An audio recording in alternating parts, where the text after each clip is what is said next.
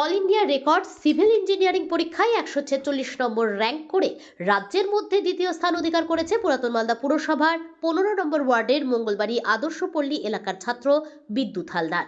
শনিবার ওই ছাত্রকে তার বাড়িতে গিয়ে সম্বর্ধনা দিল পুরাতন মালদা পুরসভার ভাইস চেয়ারম্যান সাফিকুল ইসলাম।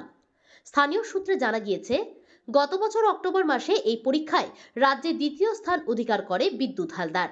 তার বাবা একজন স্বর্ণ ব্যবসায়ী, মা যমুনা সরকার গৃহবধূ।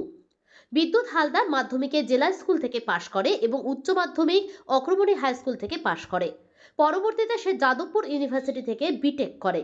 বিভিন্ন সময় বিভিন্ন পরীক্ষা দিতে থাকে বিদ্যুৎ। পরবর্তীতে এসে বাজিমাত করে all India recruitment civil engineering পরীক্ষায় 146 নম্বর র্যাঙ্ক করেছে সে। পুরাতন মালদা পুরসভার চেয়ারম্যান সাফিকুল ইসলাম তার বাড়িতে যায় এবং তাকে ফুলের তোড়া, মিষ্টি এবং ডায়েরি দিয়ে সম্বর্ধনা জানিয়ে তার উজ্জ্বল ভবিষ্যৎ কামনা করেন। মালদা জেলা পশ্চিমবঙ্গে দ্বিতীয় হয়েছে, অনেক বড়।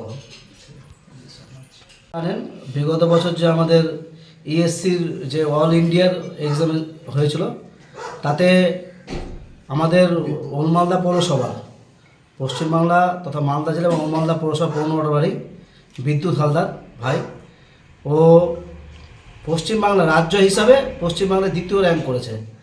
তো রেজাল্টটা বিগত বছর 2023-এর এন্ডে হয়েছিল। দেন ও তো ছিল না মালদায়। আমরা খোঁজ খবর রাখি যে কবে মালদায় ফিরবে। আজকে সকালে মালদায় ফিরেছে, তাই আজকে ওর বাড়িতে আমরা একটু মিষ্টি করানোর জন্য এবং তাকে সম্বর্ধনা দেওয়ার জন্য তথা ওল মালদা পৌরসভা সমেত আমাদের মালদা জেলা পশ্চিমবাংলার গর্ব ভাই বিদ্যুৎ, সে ওর জীবন অনেক বড় হোক।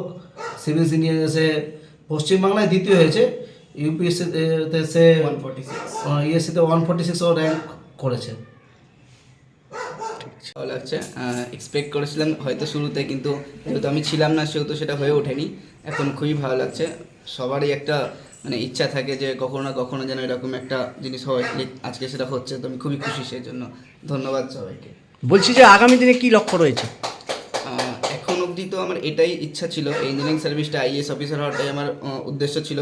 সেকেন্ড ইয়ার কলেজের টাইম থেকে আমি যাদবপুর ইউনিভার্সিটি থেকে পড়াশোনা করেছি। এখন অবধি আর ফিউচারে কোনো সেরকম প্ল্যান নেই, কিন্তু ফিউচারে আমি সিভিল সার্ভিসের কথা ভাবতে পারি, সেটা এখনও প্ল্যান করিনি আমি অ্যাকচুয়ালি।